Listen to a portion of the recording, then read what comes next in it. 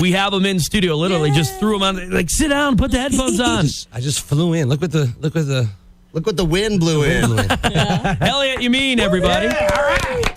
How are you, bud? I'm great, man. Great to be back in the city here, and thank you all for having us. And I'm excited, man. I'm really stoked to be here. You look good, and we had you on the show years ago, probably 3-4 years ago, something like that. You called in, and you were you were one of the better interviews. So one of the, I mean, as far as being cool, because you know how you get in with some of the. I'm sure you know exactly what we're talking about. I think I do. Yeah. You're not a diva. Sure.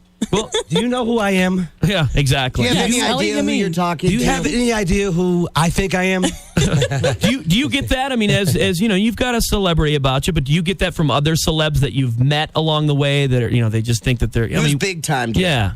Well, you mean other celebrities that I've met? Yeah. Or maybe seen or witnessed them do it to other people, or just been in the same room or whatever. I've kind of been around that. I've seen people kind of shrug people off, I guess, and be kind of a little standoffish, but I'm a people person, man, and I'm a real easygoing guy. I think the funny thing is that the trippy thing to me is to meet celebrities and people who I admire who know who I am and know my music. And like who? Who have you met along the way?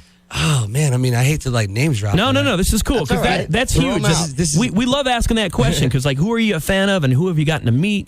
Cuba Gooding Jr. grabbed me one time at a Laker game. Literally grabbed me from behind. He came up and somebody was bear hugging me, and I was like, "Who is this?" And he was like, "Man, you got some serious soul in you, boy." And I turned around and it was Cuba Gooding Jr. And I was like, "Whoa, it's Cuba Gooding Jr." That's awesome. And you have this. We've said this before about you. I mean, especially with that song. Wait for you. I mean, it's R&B, man, and you sound like you're. And I don't want to but you do. You sound like a black guy. I'm you're like a Brian McKnight. That's actually what he said. I mean, I don't want to pity, but he was like, "You got some black in you, boy." And I was like, "Well, thank you." And that's not easy for the white boys to do. K-Fed can't do it. K-Fed can't do it. But I just grew up singing soul music, and that's always been kind of my my style and my preference of music. And my mom was a soul singer, and so soul music is it's a part of who I am. So, but yeah, it's a trippy thing to meet people you admire who know who you are, and I'm still I still feel like a little kid in the candy store. Like, I can't believe I'm here and get to do this and be a part of this community, but it's funny because I think that people have a tendency, I think society in a whole has a tendency to kind of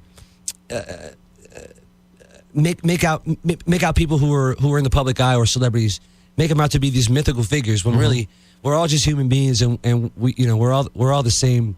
You know what I mean? But that's good because you know what? The people that don't get it are the ones that they take all that stuff and then it goes to their head and then all of a sudden it's like, I am better than you. Yeah. And how soon they forget where they came from, especially if they came from some humble upbringing. So that's a good attitude to keep and have because we've seen them come and go, or they come on the show and they're like really cool, and then 2 years later, 3 years later, their house is getting repoed or they're jerks. No, they're jerks. And then 2 years after that, the house is getting repoed. It's like, oh, welcome back. Can't get them on the phone or back in for things like that. Yeah, I mean, this is I'm still living the dream, and I'm just happy to be doing what I get to do, and I know I sound like Archuleta because I'm very happy to be here.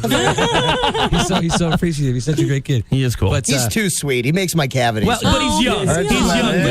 He's young. In his defense, he's young. If he were like 30 or late 20s, it'd be like, okay, there's something wrong with it. You know what I mean? Like, what's up with you? I hate to be this guy, but he's so cute, man. He's just like, he's got this shucks attitude, and he's a good boy. It is kind of refreshing to see, but he is young and he's allowed to feel. He's allowed to be that way. But you're right. He's really sweet. Yeah, it's almost suspiciously nice. Hey, what do you think about the 4 judges now on American Idol? What do you think about this Cara chick? I think it takes too long. I think, you're right, man. You're right. The commentary is definitely a little more elongated now. It seems like just because throwing the dynamic off. I think she's a cute girl. She's really talented.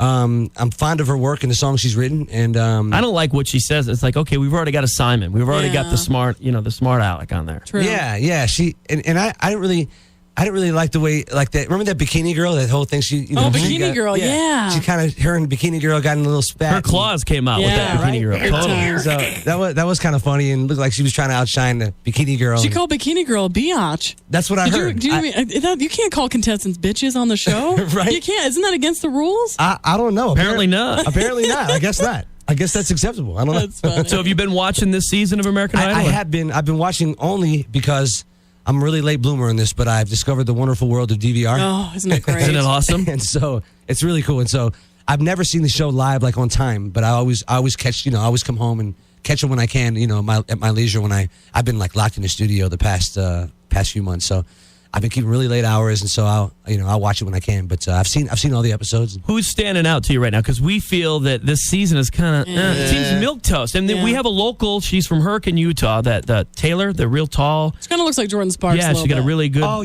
about her. She's a beautiful girl. Pretty girl, yeah, And great voice. She did the Alicia Keys song last night. You probably won't watch it until Monday. I didn't see. I probably won't. I'm actually out for a while, so I probably won't watch it for like another month. But yeah. But anybody standing out to you from this season? Yes, I'm gonna tell you who I really really like is Danny Goki. Okay, I think so. Goki. Yeah. Which dude is that? Is he the Christian dude? He's the guy that lost his wife, I think, like a couple weeks before he tried out. So he's got a really touching story. But I love his voice. You can really hear the pain in his voice. You know what I mean? And that's something he definitely made a connection with me.